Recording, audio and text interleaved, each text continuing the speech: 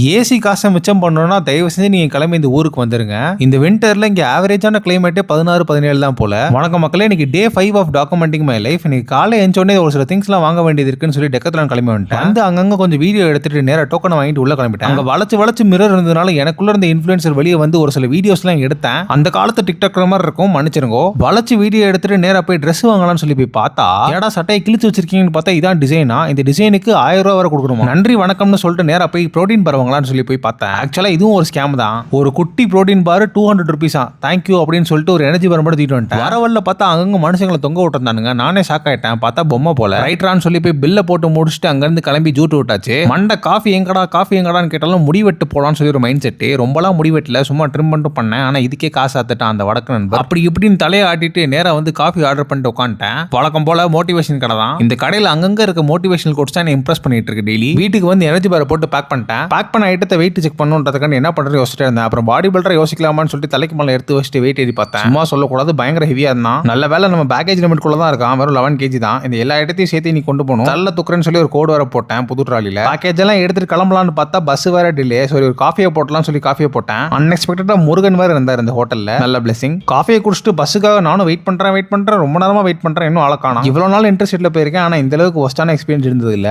ஒரு வழியாக பஸ்ஸும் வந்துருச்சு, ஏறியும் முடிச்சிட்டேன். இப்போ என்ன பிரச்சனை அப்படின்னா, இது பஸ்ஸா இல்ல இது கப்புள்ஸ் ஒரு அட்டியான்னு தெரியல. பஸ் பூரா கப்புள்ஸா உட்காந்துருக்கானுங்க. அதுவும் பேசிக்கினே வரானுங்க. சுத்தமா தூங்கவே முடியல. அப்படி இப்படின்னு சொல்லி ஒரு குட்டி உறக்கத்தை போட்டு நேரம் நம்ம ஊருக்கும் வந்து இறங்கியாச்சு. ஆமா நண்பர்களே, பெங்களூர் தான் வந்திருக்கோம். இன்னும் நம்ம ட்ரிப்பே ஸ்டார்ட் ஆகல. நம்ம எங்க போறோம்ன்றது கெஸ் பண்ணுங்க கமெண்ட்ல. நான் உங்களை நாளைக்கு சந்திக்கிறேன். பை.